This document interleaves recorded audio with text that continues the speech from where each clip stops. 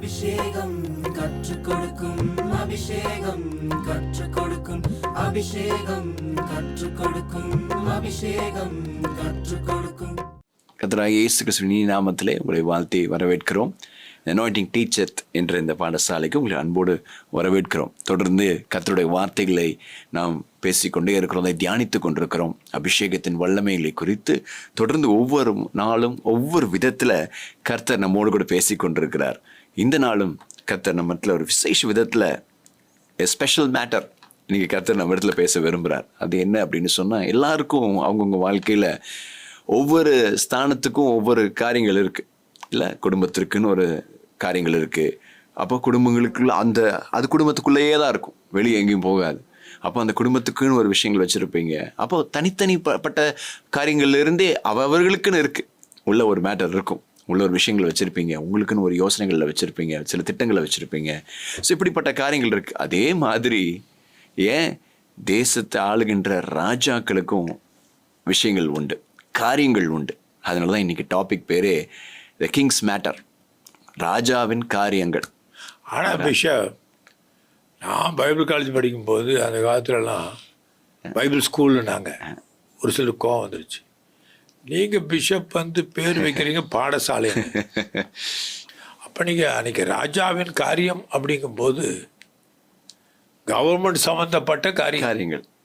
அப்போ கவர்மெண்ட் சம்மந்தப்பட்ட காரியத்தில் எத்தனையோ ஸ்டடீஸ் ஆயிடுச்சே, எத்தனையோ இருக்குது, எத்தனையோ இருக்குது. அப்போ அதை பற்றி சொல்லுங்கள். இன்றைக்கி நம்ம தேசத்தை எடுத்துக்கோங்க.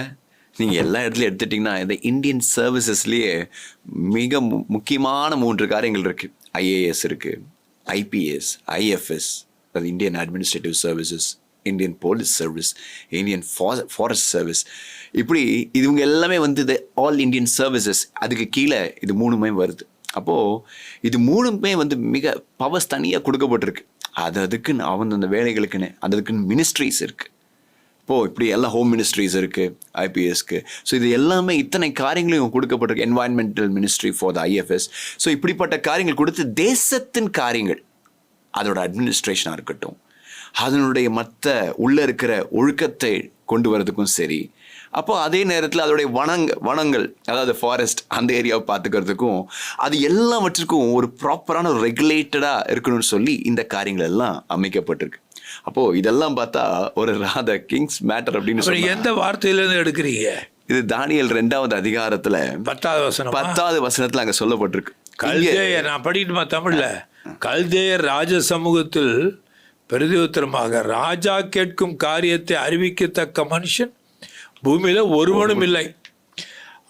ஆகையால் மகத்துவமும் வல்லமையும் உள்ள எந்த ராஜாவும் இப்படிப்பட்ட காரியத்தை ஒரு சாஸ்திரியினிடத்தில், அப்புறம் ஜோசியக்காரனிடத்தில், கல்தேயரிடத்தில் கேட்டதில். அப்படின்னா என்ன அர்த்தம்னா, அந்த காலத்தில் இந்த ராஜாக்கள் ஒரு குறிப்பிட்ட ஸ்டடீஸில் படிக்காமையே வந்திருப்பானுங்க, பலசாலிகளாக. கரெக்ட்.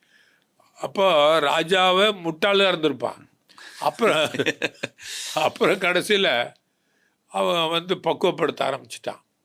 இந்த பக்குவப்படுத்தும் போது மந்திரவாதிகளையும் கல்தேயரையும் அவன் ஜோசியக்காரையும் கூப்பிட்டுருக்கான் இல்லை? ஆனால் கர்த்தருடைய ஞானம் தான் பெருசு. இது தானியேல் நாட்களை நடந்தது. ஷாத்ராக், மேஷாக், ஆபேத்நேகோ, தானியேல். அப்போது பைபிளில் இஸ்ரேல் நாட்டில் ராஜாக்கள் தோன்றதுக்கு முன்னாடி தீர்க்கதரிசிகளுடைய காலங்கள்.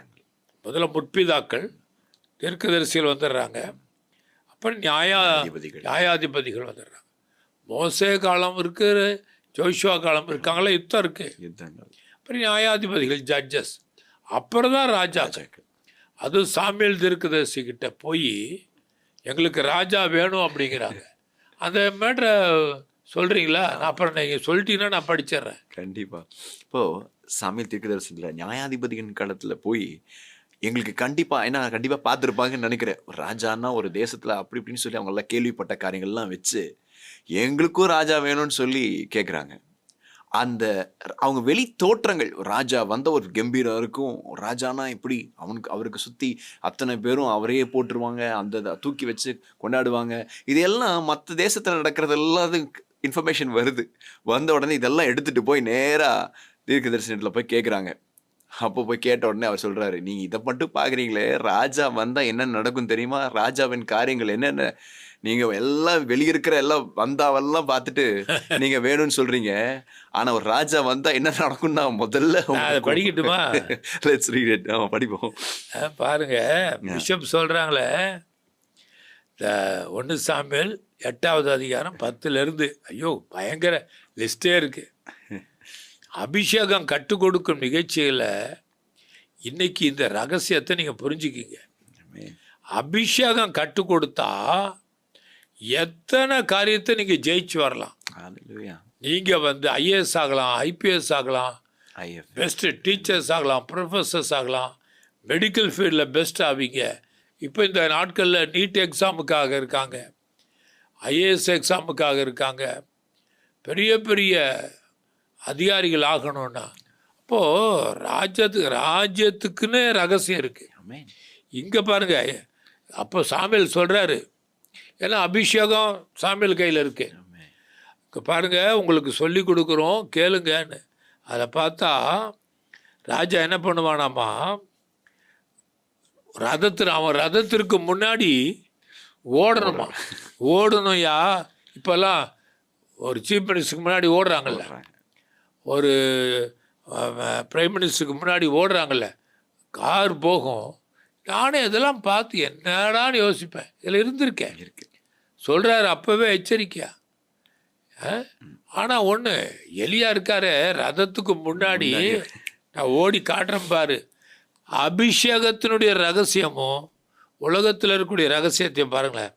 ரதத்திற்கு முன்னால் ஓடணும்.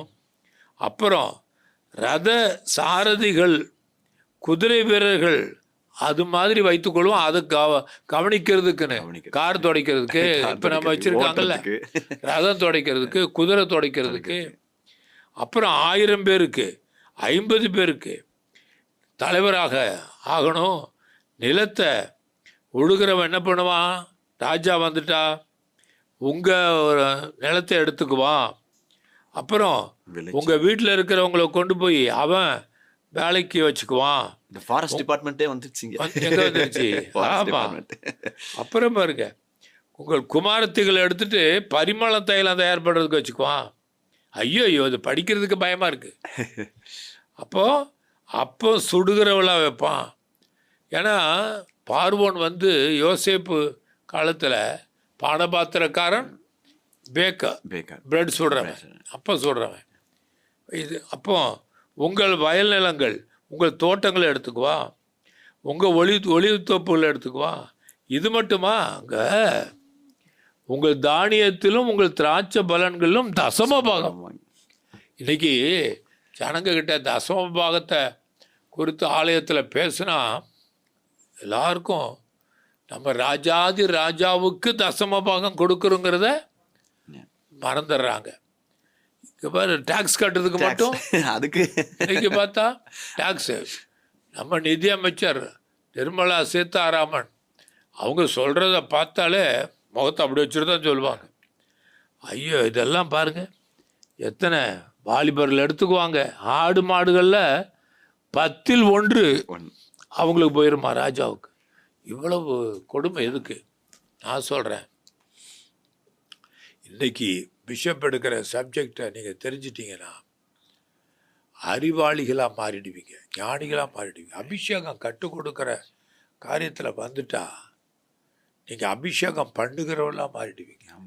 இன்றைக்கி நம்ம ஜெபம் பண்ணி எத்தனை பேர் ஐஏஎஸ், போன வாரம் நம்ம போய் ஐஏஎஸ் உடைய கல்யாணத்தை நடத்தி வச்சுட்டு வந்தோம். அப்புறம் ஐஏஎஸ் போன 2 மாதத்தில் மட்டும் இந்த மாதிரி பெரிய அதிகாரிகளுக்கு நம்ம எத்தனையோ பேருக்கு ஜெபம் பண்ணிட்டோம். இப்போ பேரும்ப பெருழா வரப்போகுது. இந்த பட்டணத்தில், கோயம்புத்தூர் பட்டணத்தில் பெரிய பெரிய அதிகாரிகள் உருவாகணும், ஞானிகள் உருவாகணும். என்னுடைய ஜெபமெல்லாம் அப்படி தான். பேரும்ப பெருழா மூலமாக அந்த அபிஷேகத்தின் வல்லமாக வரப்போகுது. இதில் இப்போ நீங்கள் சில காரியங்களை சொல்லிவிடுங்க, அப்புறம் இன்னும் ஒரு சில காரியங்களை நான் ஜனங்களுக்கு சொல்லி ஆகணும். இப்போது இந்த தானியேல் 2வது அதிகாரத்தில் பார்க்குறோம். இப்போது இங்கே ஒரு சேலஞ்ச் என்ன நடக்குது அப்படின்னு சொன்னால், இப்போ இங்கே ராஜாவுடைய காரியத்தை அவர் சொல்ல மாட்டேங்கிறார்.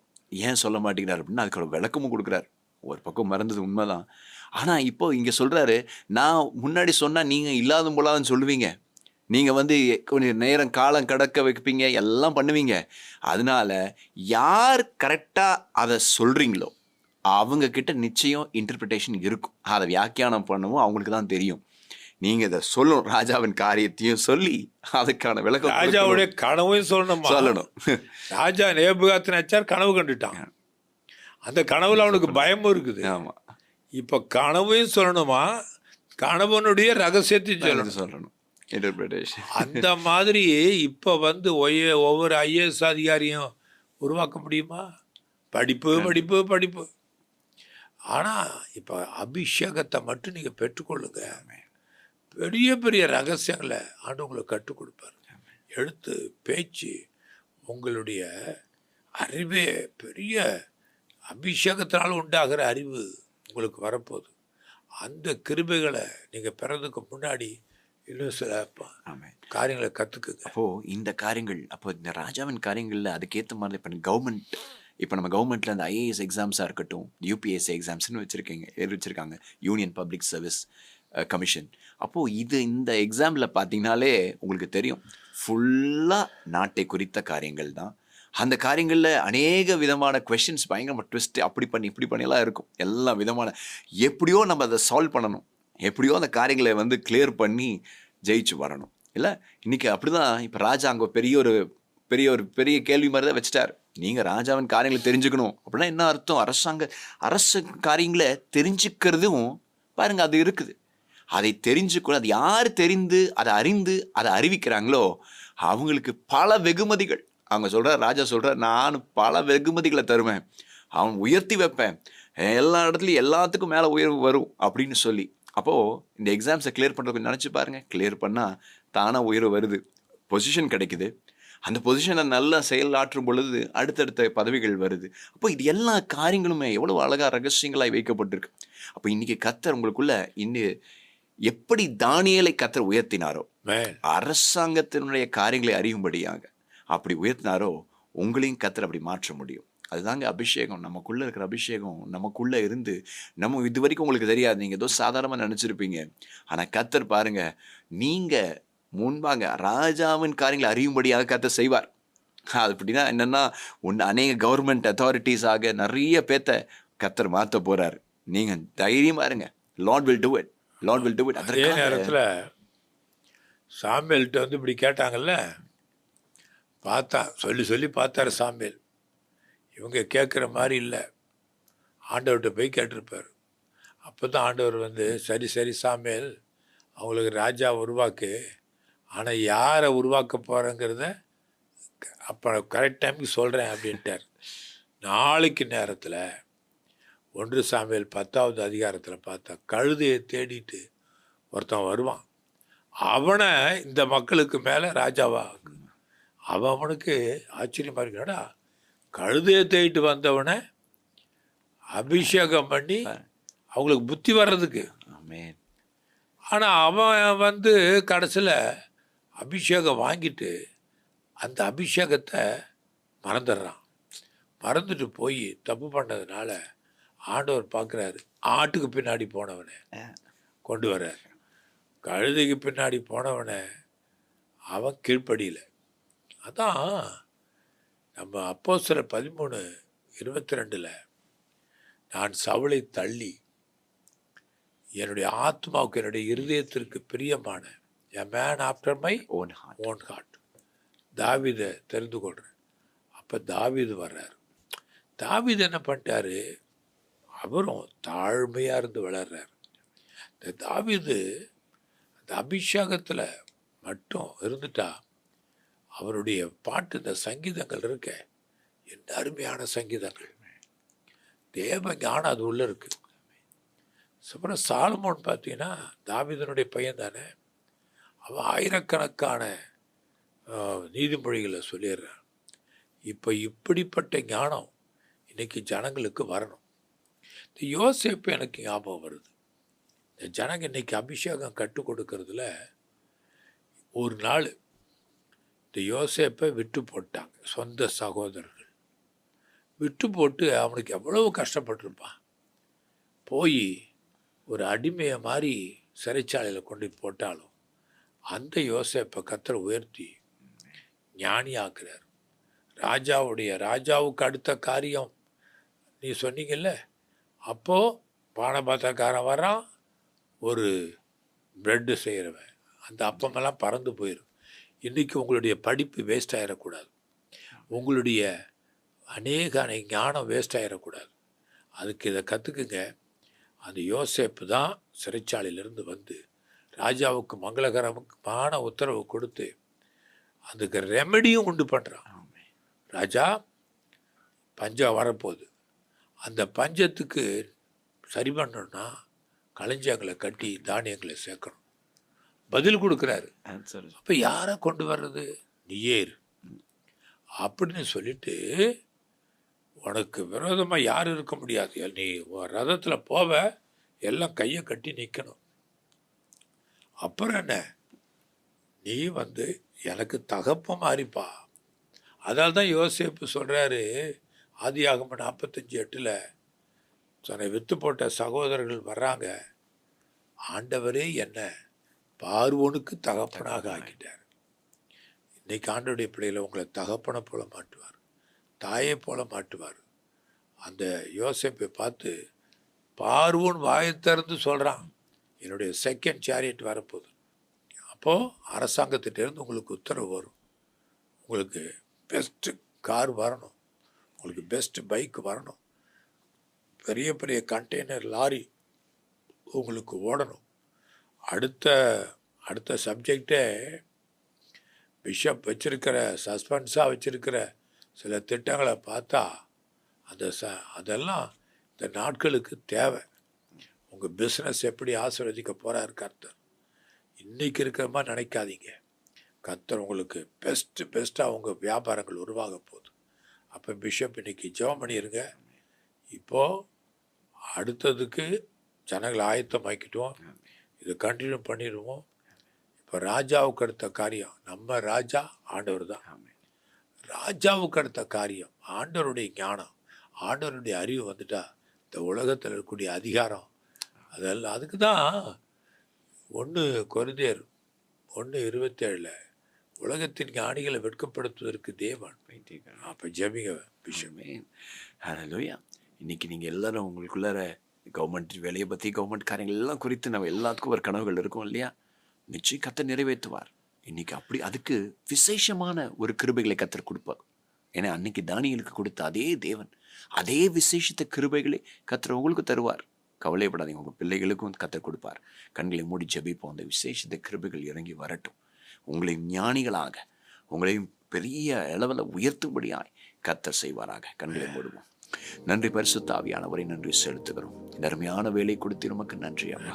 இந்த நாளில் ஆண்டவரே, ராஜாவின் காரியங்களை குறித்து நாங்கள் அதை பார்க்கும்படி, அதை தியானிக்கும்படியாய் நீர் கொடுத்த இந்த கிருபைகளுக்காய் நன்றி செலுத்துகிறோம். அதில் உள்ள ரகசியங்களை அறிந்து கொள்ளும்படியாய் ஒரு தேசத்தை அசைக்கிற ஒரு வல்லமை ஆண்டவரே, தேசத்திற்கு என்று சரியான தீர்வுகளை கொடுக்கக்கூடிய ஒரு ஞானம், இப்படிப்பட்ட ஒரு பெரிய காரியங்கள் இருக்கிறதே ஆண்டவரே. அதற்கென்று அநேகர் நாங்கள் நினைக்கிறாங்க, அநேகருடைய உள்ளங்கள் சொல்லுகிறது, என்னுடைய பிள்ளைகள், என்னுடைய பசங்க, இல்லை நான் எப்படி இதை செய்ய முடியும், என்னால் எப்படி முடியும், அநேகருக்குள்ள அந்த கேள்விகள். ஆனால் உங்களுக்கு தெரியுமா, நீங்க ஒன்றும் செய்ய வேண்டாம்.